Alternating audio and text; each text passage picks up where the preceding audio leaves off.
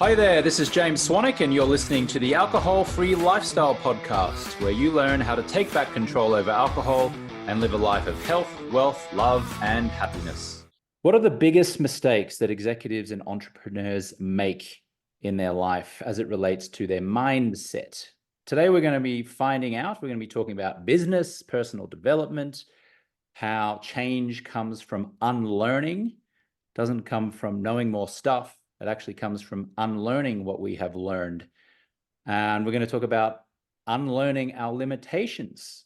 Today's guest is a wonderful woman by the name of Britt Lefkoe, who is based out of Salt Lake City, Utah. She is a top mindset and behavioral change coach, and she works with the Google executive team that drives their innovation lab. And she also works with high-achieving entrepreneurs and executives and athletes.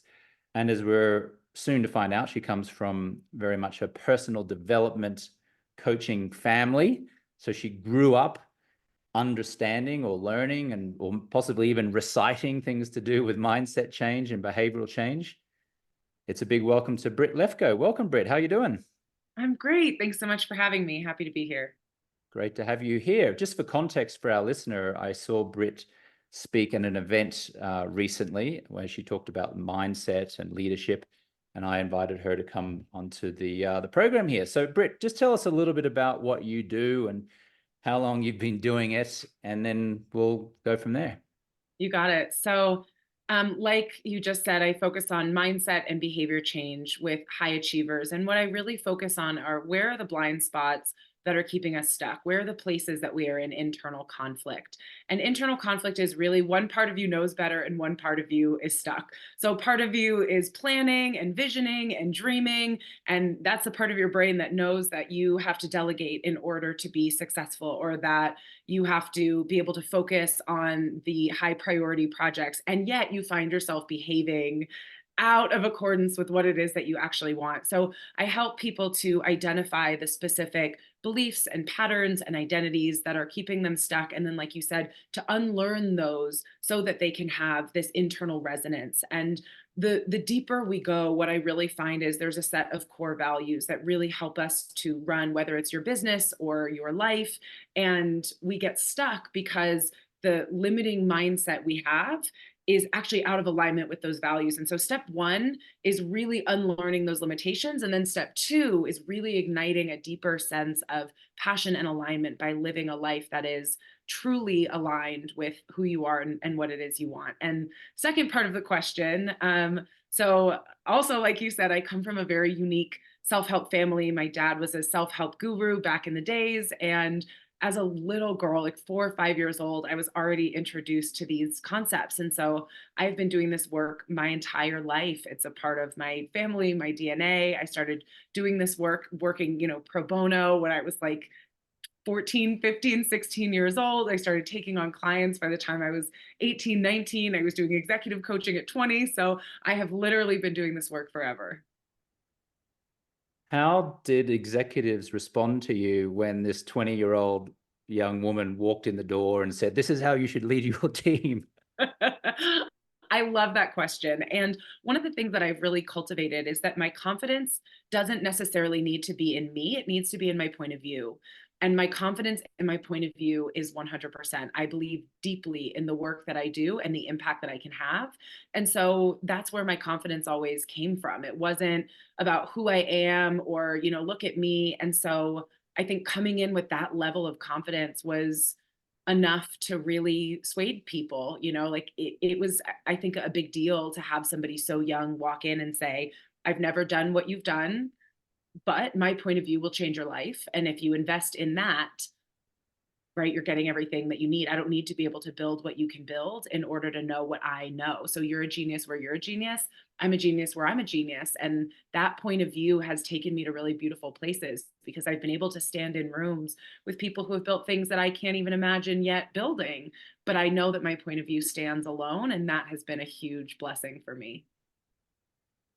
Was there an example where no matter how strong your conviction of your point of view, that an executive or an organization just wasn't buying what you were putting down? And how did you navigate that, if so? I think that, there's been times that were tricky. I was interviewing for a contract, again in my mid 20s with a kind of hyper growth tech company, and ended up going through 9 rounds of interviews. I think in many ways because of my age, because my point of view was very different than what they thought they were looking for. I had a strong point of view. Who you think you want is not who you actually want to do this contract. Who you want is me. I ended up winning the contract. So that was a positive story. But I think that it's less about people being open to me or my age over time, and more that there's some people who want to do the work and some people who don't. There's some people who are ready to take accountability. And I'm sure you see this in your world as well, right? There's some people who are ready and willing to take accountability and some people who don't want to. And those people, I could try to fight. I don't know that I would win. It's actually really funny. I had a client years and years and years ago, and his daughter sent him, and he very clearly didn't want to be there. And we spent 2 sessions arguing. And finally, I said, I really appreciate our time. I'm going to give your daughter her money back. I don't feel comfortable taking her money. I don't feel like you want to be here. And he was like, yes, I do. I want to be here. And I was like, I hear your words. You're not ready. You didn't sign up. And I let him go and gave all the money back, because I think some people really aren't open or willing or ready. And that's okay. Mm. As we referenced at the beginning of the show, you grew up the daughter of, I guess, a personal development guru by the name of Morty Lefkoe. And he Yeah. was the president and founder of the Lefkoe Institute until he passed in 2015. And you referenced before, growing up as a little girl in that kind of house and that environment. What's one of your earlier memories of your father either instilling some kind of personal development into you that you would later draw upon in your, adult professional career, or just anything that stuck with you that's profoundly impacted your life through your, I guess, adolescence and teens and into adulthood? Yeah. So I'm going to give 2 examples, one to kind of give each side of the coin. I have a memory of being in kindergarten, and I had a teacher who I thought was mean to me, and I didn't like her because I thought she was mean. And I told my dad that she hurt my feelings and I was upset. And he asked what meaning I was giving her behavior. And he said, if you want to be upset, you can. I just don't know why you would want to be. If you change the meaning, you won't feel upset. And so I was introduced to these concepts really young, and it gave me this sense that my mind had power and that I could create my experience based off of my mindset. Now, the positive of that was it was very empowering. The negative was I was a little young. So I almost was introduced so early that I understood these concepts in a way where I, didn't feel like I developed necessarily enough of a relationship with my feelings and emotions at that age. But I think that was one example. But the other thing was, because of the way that my dad viewed the mind and how much power it has, right? That it gave me a lot of the conviction that I think I needed to build my career the way that I did. I understood from a young age that mindset is the difference between you having a great relationship and sabotaging it. If you believe you deserve love or you believe that you're undeserving, that's the difference between you walking away from something great. That if you believe that you are competent, you will continue to persevere when you make mistakes. If you have a belief that you're not competent, you will likely give up. When I look at the choices we make, mindset is the difference between you having everything you want and sitting on the couch feeling like crap about yourself, right? It's the difference between you overcoming hard things and not. And so there was a deep power in knowing that if mindset is everything, right? According to my dad, I agree in a lot of ways, right? That if mindset is everything, then infinite possibilities at our fingertips, and suffering is optional if we know how to work through it. So those 2 examples for me really encapsulate what it was like growing up with my dad and what that kind of gave me professionally and personally. Did you try to lecture a 7-year-old when you were 7 in the sandpit at the school playground during lunch break? I had no idea what to tell people my parents did for a living. They would say, "What do your parents do for a living?" And I'm like 6 years old. And I was like, "My dad helps people eliminate negative beliefs about themselves and the world." They're looking at me like I'm crazy. And I was like, "Please don't ask what they do for a living." I was like, couldn't they just be like a firefighter or a teacher? I had no idea how to talk about it outside of my family. Did you witness the parents of your fellow schoolmates or school friends misbehaving? And could you identify very quickly as like a 7 or 8 or 9 year old, oh, those adults there, the parents of my friend have a poor mindset? You know what's really crazy? More than that, I used to feel like I could see people's beliefs. Like it felt like in the Matrix when it's like those green, codes are coming down. I would watch somebody kind of need to steal the attention, and I would see what my dad used to call survival strategy beliefs, that if you believe you're not good enough and you believe that what makes you good enough is having people think well of you or getting attention or being liked, it was like I could watch their beliefs at play. Or if somebody always needed to be the smartest person in the class or was raising their hand, not because they wanted to share, but with that kind of eagerness of somebody who needs validation, and being like, wow, that person, if they feel, not worthwhile or not important, that they feel like they need to be the smartest or have all the answers to be important or worthwhile. So I had this sense like I could see the Matrix, and I have a vivid memory of, it's funny that you talked about the playground, of being outside. I think I must have been maybe 8 or 9 years old.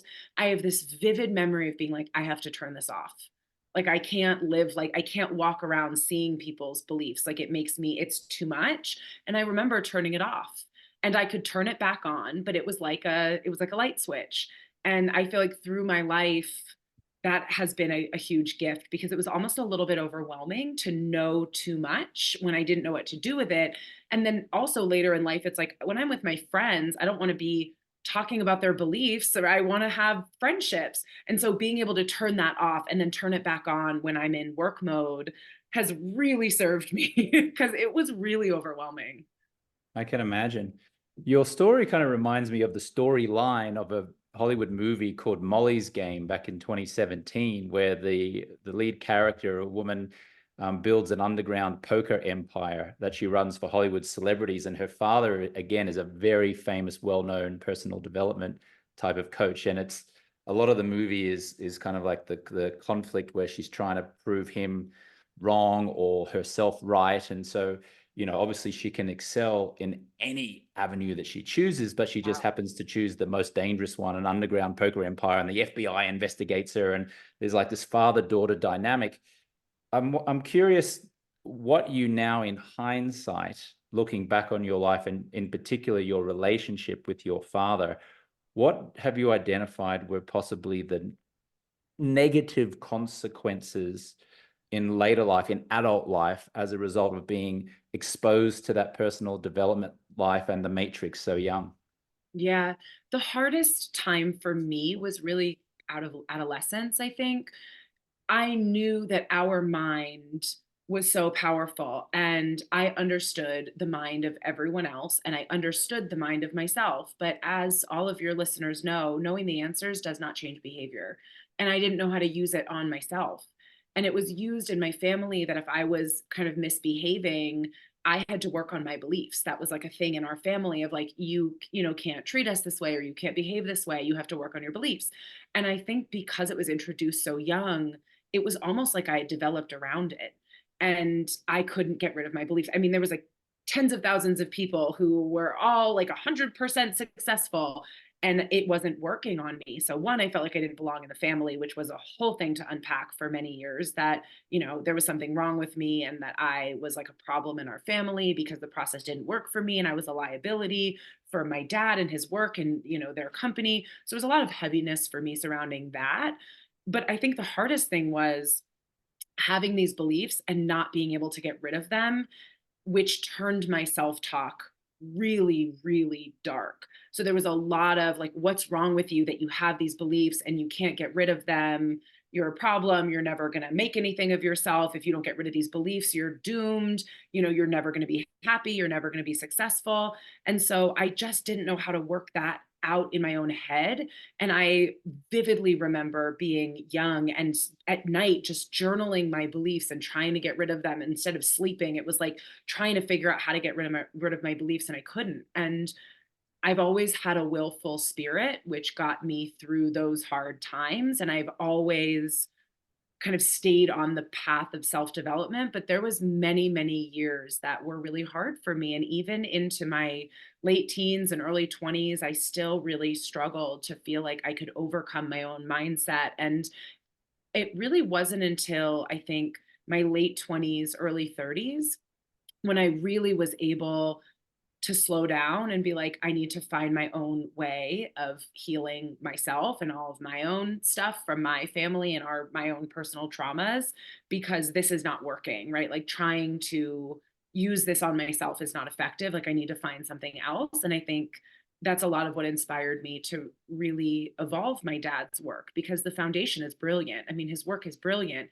and it wasn't mine and it didn't resonate with me in a lot of ways. And so really looking at what did I have to use on myself and in my own growth, and then how can I use that with clients. So all of my own IP and my own body of work that kind of stands on the shoulders of giants, right, rests on a lot of his principles and his ideology, really came from that work not being the end all be all because of my complex relationship to it. And there were times that I felt like I really hated the process and I hated his work because of everything that it had caused inside of me. I didn't say any of that out loud, but I held this resentment, um, which again, I just had to work through in my own ways. And that, had a lot of positive benefits for me professionally. But it was really hard personally. Hmm. And I guess in hindsight, you came to realize that that suffering was optional, but it's a process to get to that realization. And then once you've got that realization, what to do with it, right? Like, how do you actually get out of suffering if indeed we subscribe to the idea that it is optional?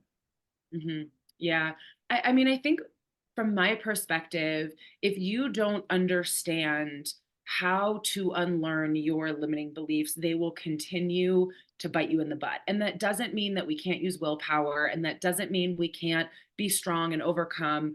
But I have deep compassion from knowing what it feels like to know all the answers and not know what to do. And it almost feels to me that until somebody can help you see, or you have whatever the realizations are, until you have some tools or until you begin that unlearning process, the optional part doesn't feel so optional, right? So, and I think that's part of why I'm so driven to make the impact I want to make is I know what it feels like, and I don't want anyone to feel the way that I felt. I don't want to leave it up to willpower or trying harder. I want people to understand the way their brain works, and I want them to start to unlearn the things that are keeping them stuck so they can be free, because it's this exponential process. It's like once you begin, more becomes available. And once more is available, you have this positive kind of virtuous cycle and feedback loop. And so getting that process started is so core to my purpose, and I believe why I'm on this planet.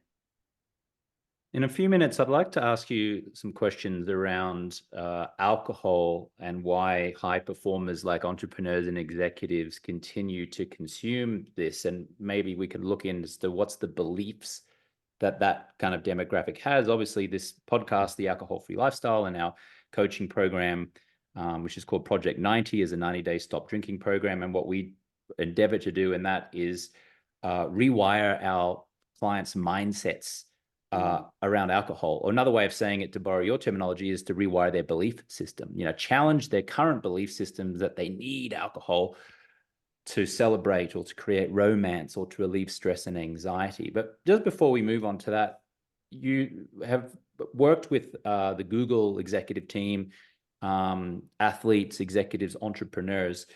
What are some of the patterns that you've noticed of ineffective beliefs or ineffective behavior when we're really sort of reaching that top echelon of peak performance? Yeah, it's a great question. So, one of the things that I see is we get validated, especially as high achievers. We get validated for performing, producing, achieving, accomplishing. And so we will tie our worth and value to those things. And what gets you to where you are is not going to get you to where you're going. So what happens is we start to say, I cracked the code. right? I know what makes me good enough, what makes me valuable, what makes me worthwhile, and it is these things. But the challenge is if you are hyper focused on achieving, you're not creating ample space for experimentation. If you get your worth and value from being perfect, you're not giving yourself opportunities to do something that needs to get sent out at a 70, right? If you have content that needs to get out and you're looking for everything to be 100, you don't know how to be strategic.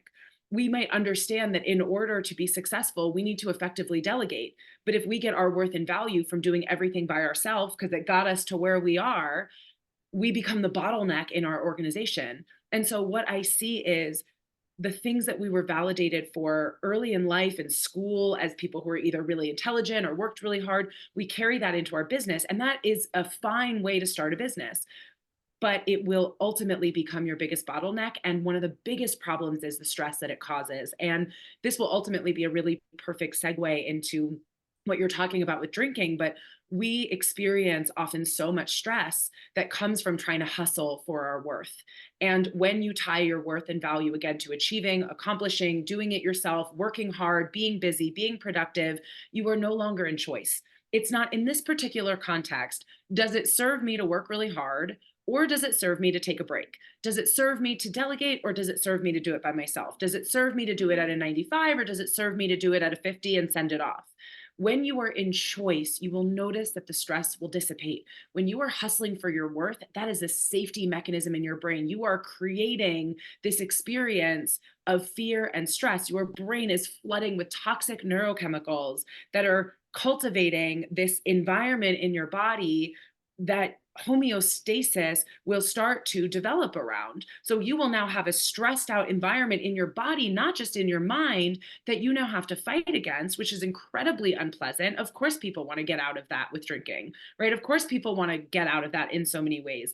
And so the first piece that I really encourage people to consider is if you are seeking validation for those things, one, understanding the consequences to your business, how that might be a bottleneck in your business. Two, understanding the consequence to yourself. And three, really considering what is the value that I want to provide? What is an integrity for me? What is my unique mission or goals? What is my genius zone? And the more you can focus on that, the less you seek that validation and the more you give yourself the space you need to do what's best for the business. Because the problem is we are not doing what's best for the business. We're doing what makes us feel better. And that's a really toxic cycle to be in. So I would say that's probably the biggest thing that I see people getting stuck in. It also leads to burnout, right? If you are doing everything by yourself and working really hard, you get really burnt out and you lose your passion. And igniting that passion once again really requires being able to work through that stress and those patterns of behavior. So seeking validation, if I'm hearing you correctly, is the biggest pattern that you see, or the most frequent pattern. Folks who are seeking success, or they feel like they need to do everything in their business, or they need to do a certain part of their business, or they need to be the face of their business. I guess a limiting belief might be, for example, oh, just get out of the way. Let me do it. I'm the only one who can take care of this. Oh, geez, if you need something done, you got to do it yourself. I guess that I know that's come up with me over my entrepreneurial career, where I maybe have a mistaken belief that I can do it better than anyone that I hire. Yeah. And so my transformation recently, in recent years, has been hiring outstanding people and then surrendering to get out of their way and let them do what they do without my previous need to be involved in every little minutiae decision making and to like check and double check. And so I would imagine that's for me, that's what's coming up for me as you're talking about that seeking validation. I don't actually think that I need the validation of public notoriety or the face of the alcohol-free movement, even though I somewhat am to a degree in my business. I'm actually happy to get out of the way and just create massive impact. And I know that will, that's going to create a lot of joy. And I guess you could argue that gives me validation as well, right? Like the fact that I can run a business without me being the face and still have joy. I guess that's validation in a way. Yeah, it's really personal. And I think that for some people, the validation is not needing to ask for help. And for others, the validation is from being successful. And for some people, the validation is being a good person. And it's not that those things are bad. I would never tell somebody, stop being a good person or stop achieving. Keep achieving, but be in choice about how that's expressed, right? Keep achieving, keep accomplishing, keep working hard, keep being productive, keep doing those things when it serves, keep being a good person, but do it for the right reasons. Don't do it because it feeds your ego. And I think the other thing that's really important that I want to highlight is there is only one trigger in the brain for fear, and it is a perceived threat to your survival. And whether that is mild anxiety, concern, worry, or terror, it's the same internal experience. And another thing that I see high achievers get stuck in is trying to do things right. The minute that we believe there's a right way and a wrong way to do things, we get caught in a cycle of anxiety. And the more we understand there's not a right way or a wrong way, there's my way, your way, his way, her way, right? We've all got our own way. And that's another piece when, whether it's validation or trying to do it the right way, it's all that same energy of trying to overcome fear. And so the focus is external. It's either what's going to work, what's right, what's wrong, what am I going to get validated for, what are people going to think is smart or good enough or impressive or important or impactful or valuable, but it's all externally focused. And when we focus externally, that creates cycles of fear that will trigger the fear sensor in our brain that says my worth, aka my safety, those two things are inextricably linked for most people, is contingent upon an outcome. And so we're in these cycles of anxiety because we're outcome focused instead of process focused. Process focused is values, genius zone, not what other people think is valuable, but the value we want to provide. We focus on things like resonance and alignment. We focus on things like integrity. And so the more you can cultivate an internal focus of what is an integrity for me to build, what are my values? What is my genius zone? What am I uniquely capable of, right? For the person who hasn't yet worked through, I need to do it all myself. The more clear you are in your unique genius zone, the more you give others space to be in their genius zone. It's not the outcome of could I do this one particular project better or not? Could I do this one particular task better or not?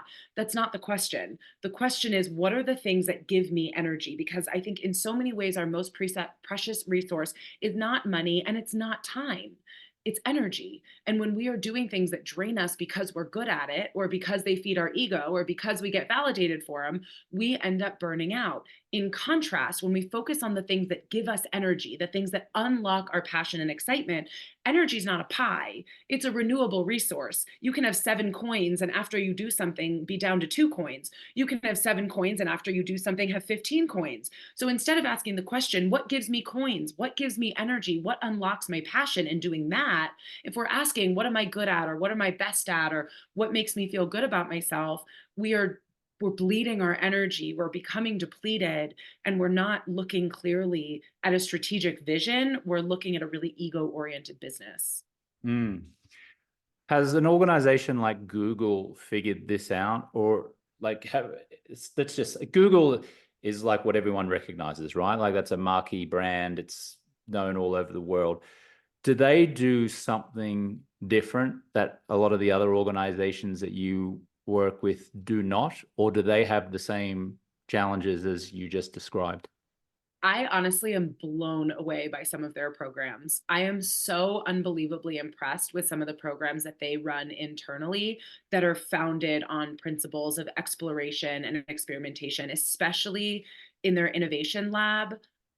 The way that they invest in their employees' mindset and support failure is impressive to me. So I think as an organization, they are ahead of the curve in a lot of ways. I will not speak objectively and say that they do everything right, but I will say in my experience, there's a lot of things that I have found to be particularly impressive. And I've worked with a lot of the kind of big kind of hyper growth tech companies, and some of them have cool programs in place, but I haven't seen anything anywhere else like what I've seen there. I've been blown away by a lot of their programs. And is what they're doing investing in employee mindset? And you also said supporting failure. So in terms of investing in employee mindset, why is that important? It's important because I think the greatest challenge we have is getting out of our own way. in our genius zone, without a fear of failure, without worrying what people think of us, without wondering if we're capable or competent or good enough, without having to prove ourselves, we are capable of truly incredible things. But the problem is trying to work through that voice in your head that's telling you that if you fail, you're going to humiliate yourself, or if you make a mistake, people will think you're not credible, or if you don't know the answer, you'll look stupid. That makes things really, really hard. And especially when we're in a culture where we believe that we are going to be rewarded for positive outcomes and potentially, diminished as a brand or as an organization if we make a mistake or fail, it feels like there's a lot on the line and there's a lot at stake. But the problem is we don't understand the nuance. We have to know where it's appropriate to fail and where it's not appropriate to fail. We have to understand how we manage failure. Failure is not black and white, right? It's a spectrum.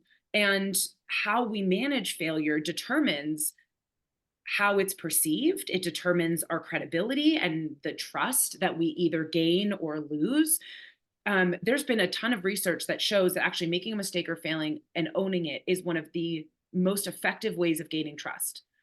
But we don't understand that. We don't behave that way. And so I think investing in mindset is, from my perspective, the single most important investment you can ever make, because at the end of the day, your greatest investment is not in your business. It's yourself, the person you're becoming. The greatest asset you will ever have is the person you are becoming. They are capable of things that you couldn't dream of today. If I think of what I have accomplished today in comparison to where I was 10 years ago, the person I was 10 years ago could not run this business. The person I was 10 years ago didn't know what I know and couldn't do what I can do. And so when I realized, yes, I'm investing in my business, but more than investing in my business, I'm investing in the person I'm becoming, because the one I'm becoming in 10 years, is capable of things that today I can't dream of.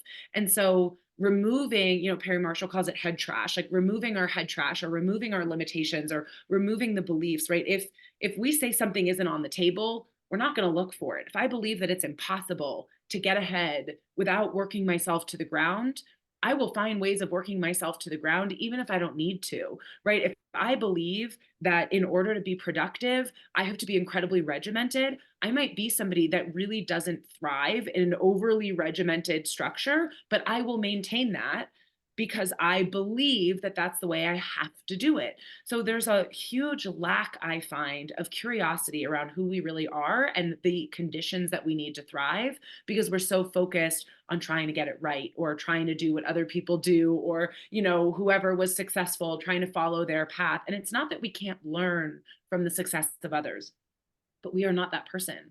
And the more you can understand your own limitations and your own genius, the more you get to unlock not just your success, but also the experience of enjoying your success, right? Of actually being able to be yourself and do what you're passionate about. Hi, this is Victoria English, head coach at Alcohol Free Lifestyle. Are you a high performer over the age of 35 who knows you need to stop drinking? Do you feel ready to get outside support because you recognize that trying to quit and stay quit on your own has been a failing strategy? If so, you may qualify for our 90-day or 1-year stop drinking programs, where you'll get expert coaching inside a premium and private community of business owners, entrepreneurs, investors, realtors, and physicians. Don't want to go to AA or rehab? Do you wish to get professional help amongst a group of like-minded people? Learn more at www.alcoholfreelifestyle.com/Project 90. And if you'd like to speak with me or one of our coaches directly on a 15-minute exploratory call, you can schedule that at alcoholfreelifestyle.com/schedule. You can also click on those links directly, which are found in the description of this episode. Okay, back to the show. As it relates to high performers and alcohol, how would one unlearn their belief system, which is alcohol helps me reduce stress and anxiety, alcohol helps me sleep, alcohol is required to create romance, alcohol is required when our team wins the championship so we can celebrate and spray champagne everywhere, alcohol is required to do client networking, alcohol is related to win a business deal, alcohol is needed to create a bond between friends. and so forth and so forth and so forth. Now, there's a lot of cultural conditioning that goes on here in society, and I submit that it starts when your parents drink in front of you and you say, oh no, little Britt, or no, little James, you can't drink now. You can drink when you're older. And so it implants in the child's mind, oh, this is a rite of passage. This is something that I get to do when I'm an adult. That's where it starts in my view. And then, of course, that's reinforced through college, where you've got kids partying and have a good time. Smiling assassins come from everywhere. A smiling assassin is someone who's smiling as they offer you a drink. Hey, would you like a drink? Let's have a drink. Oh, geez, I was drunk last night. Ha, ha, ha, ha, ha. So now we're associating this attractively packaged poison of alcohol with fun and connection and bond. So I guess my question is, knowing what you know about peak performance and helping high achievers to unlearn what they have learned, how could we unlearn these beliefs around alcohol so we actually can choose an alcohol-free lifestyle? Yeah, I love this question. I'm going to give you a few different answers. The first one is, often the desire to drink is fueled by the idea that if we have boundaries, we'll look stupid. And I think that for a lot of people, they're afraid to say no because of what it will look like. And I think the reality is understanding that we respect people who have conviction. We respect people who know who they are and know what they want. And if you've ever looked at anybody in your life who has a clear boundary, I've asked this question to so many people. I say, what is the feeling or thought that you have? And they say respect. And so the first one is unlearning the idea that the way to gain respect is to do what other people want you to do, and instead understand that the most powerful way to gain somebody's respect is to have clear boundaries.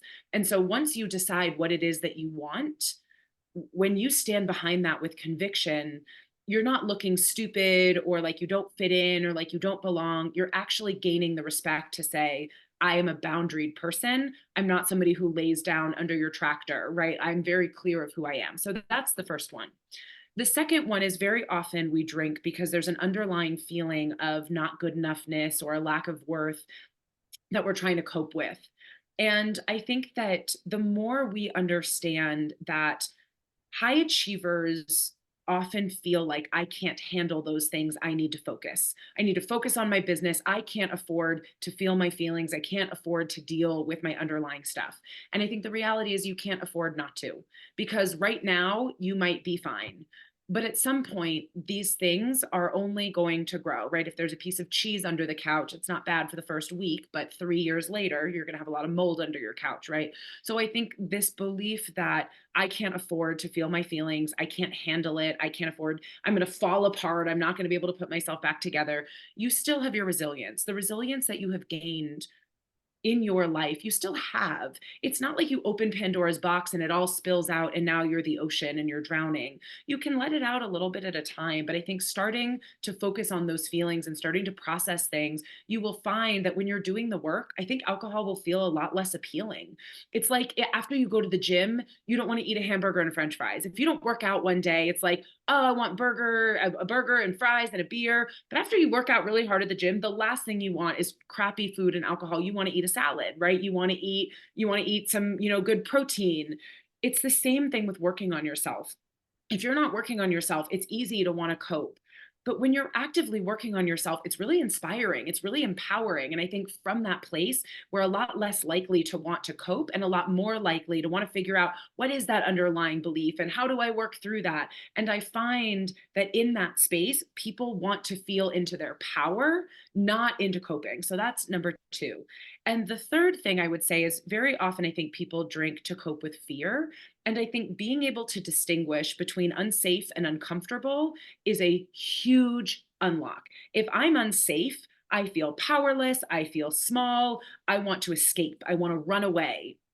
When in contrast, we say, I'm not unsafe, there's no threat to my survival. For anyone listening to this podcast right now, you are not unsafe. The worst that it gets is, this is uncomfortable. Now, uncomfortable might be really painful. Uncomfortable might be challenging. But I will be willing to bet there's not a single person who is listening to this podcast who has not dealt with uncomfortable and unpleasant things before. You have a process for dealing with uncomfortable and unpleasant. When you make the distinction between unsafe and uncomfortable, you no longer need to escape. You no longer need to run away. You no longer need to hide.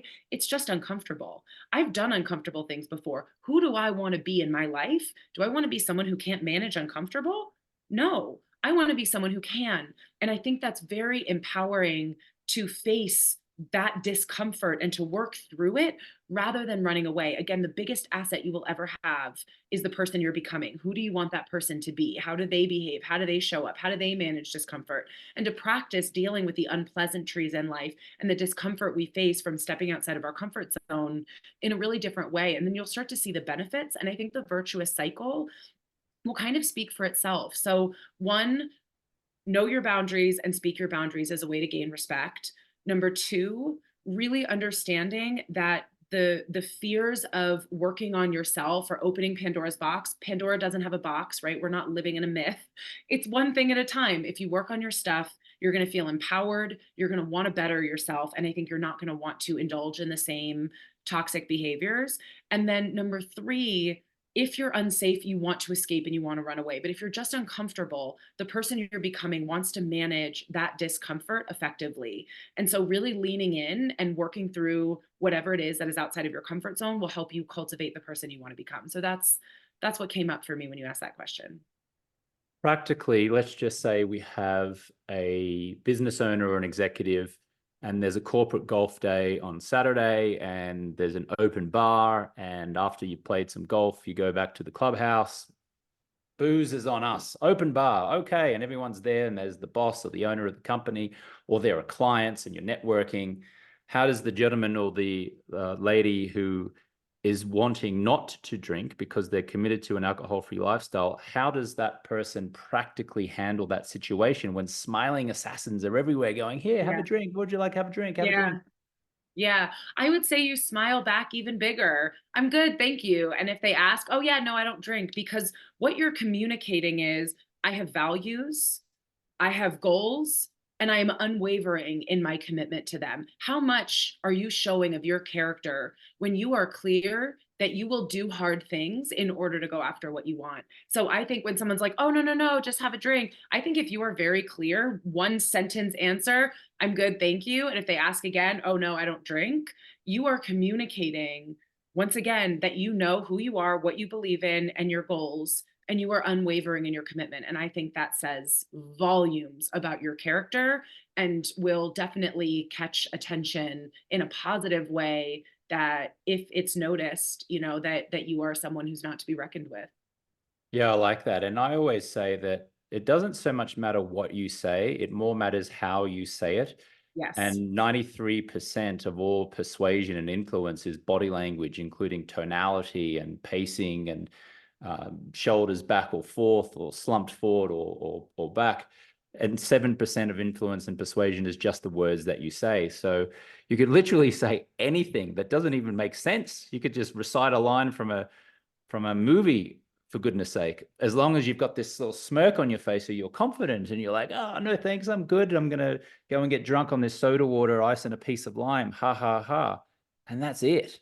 And then that's like an energy transfer. The person who's witnessing this and experiencing this is going, oh, okay, this is a person who's strong in their conviction. And I always say no one really cares if you are drinking or not drinking. They just care whether you're a fun, pleasant person to be around. That's really it. Let's do another practical example, if we may. Someone's in a marriage, there's strain in the marriage. They're not communicating. They haven't learned conscious communication. They're drifting apart, and both parties are seeking refuge in a bottle of wine each night to numb the pain of that, to procrastinate. They're finding some short-term relief from the pain of this discomfort of this strained marriage. What would you suggest that they do differently to not turn to alcohol and to potentially face the uncomfortable conversation that might need to happen? Yeah. So The first thing I would say is, putting a Band-Aid on an infected wound is not going to make the wound better. And so really looking at what do I want most and being able to focus on what I want most over what I want now. And here's how I would get started. Here's what I would say practically. I would say something like this. I have no idea how to make this better. I have no idea what to say. I have no idea what to do. I don't know how to do this well. I don't know how to do this right, but I want to try. Are you willing to try to have these conversations that we don't know how to have? It's okay to point out that you don't know what you're doing. I think the core of beginning is starting where you are and not starting where you want to go, and being curious around what works and what doesn't, right? We often as a society like to give formulas and five-step processes and strategies. The reality is we're all different. We all have different skills and different wounds and different desires. So I think beginning where you are and calling out, I know I can tend to get defensive, and I imagine that's hard to deal with. And I'm going to try to not get defensive, but I might get defensive. So if I get defensive, just, let me know in a nice way, like raise your hand or have a sign or say banana or something. And I'll try to come back to not being defensive. Call yourself out. Where are the places that you are likely to sabotage your progress? And how can you call yourself out and get that support? Now, that doesn't mean you're going to communicate beautifully. I will even say within myself, I had a lot of blocks around needing to be perfect. When I was young, I was validated constantly for being impressive. Like, oh my God, you're 7. You seem like you're 35. So these really huge compliments. You're so wise. You're so smart. You're so incredible. And that seems like a really great thing. But to me, it did not feel great. It felt overwhelming. It felt like I had to perform. It felt like I needed to be perfect. And it was incredibly stressful. So I never felt like there was space for me to be imperfect. And so if I was in an argument or a conflict, I would completely shut down because it made me feel like I wasn't perfect and therefore I wasn't good enough and I wasn't lovable and I was a failure and I couldn't have challenging conversations. I would completely disappear and shut down. And what I learned was I needed to start where I was. I literally took the advice that I'm giving to all of your listeners right now of calling out my weaknesses, calling out my challenges, saying the hard things. And I have a memory, it took me a while to get good at this. And I'm still human. I still have challenges, but I have a memory. I was really withdrawing. I was in an argument with my husband and I was really withdrawing and we were laying in bed and I turned away from him. And I was turned away and I was like, Britt, turn back, turn back, turn back, turn back. Like you don't want, and I couldn't get myself to turn back. And finally I'm laying over there and I was like, I'm turned away and I don't want to be turned away. And I feel really bad and I want to turn back and I don't know how. And it began the conversation and it allowed me to ultimately turn back and for us to have a really great communication. So my advice would be start where you are, call out your weaknesses, let your partner know where you are likely to self-sabotage and work through it in a really honest, rocky, imperfect way. Mm. And then finally, one more practical situation. Our clients often say, oh, I won't drink, but I'll just have a drink on a special occasion. And what we attempt to do in our process is to help rewire our clients' mindset to a degree where they realize that outstanding health all the time is the special occasion, that every moment and every day that they are alcohol free and their natural expression is being unleashed, that's the special occasion, as opposed to, oh, it's my son's graduation day, I guess that's a special occasion, let me have a drink. Oh, my team won the championship, special occasion. Oh, it's a wedding I'm going to, special occasion. So how would we change the belief that alcohol is worthy of being described as something special and something that we would consume on a special occasion? Yeah, it's a great question. I think even the idea of special occasion is a little bit fractured. What do you ultimately want in this life? Do you want to have a bunch of special occasions or do you want to have a robust, meaningful, fulfilling life that's filled with purpose and health? So I think, yes, special occasion, but in comparison, if what I want most, again, the person I am becoming is the greatest investment I will ever make. How do I want to feel? What do I want my life to look like? And if what I want most is to feel alive, empowered, proud of myself, confident, clear-minded, and healthy, what is a special occasion in comparison to that? Like a couple candles and cupcake. It's right. It's like, so I almost would even say, I don't think a special occasion is that special. I think having a life that you are proud of, that you love, I think that's special. I think that's worth fighting for. And so the little moments along the way, let them be special because they're a part of your beautiful life, not because they're a special occasion, right? Let your life be special. Let everything be special. Some of the most special moments in my life have not been birthdays or contracts closed, right? They've been sitting with my husband, watching the sunset and just thinking, I can't believe I'm so lucky. Like, I can't believe that I live in a world that is so beautiful, that nature has gifted me with this sunset. And I have this amazing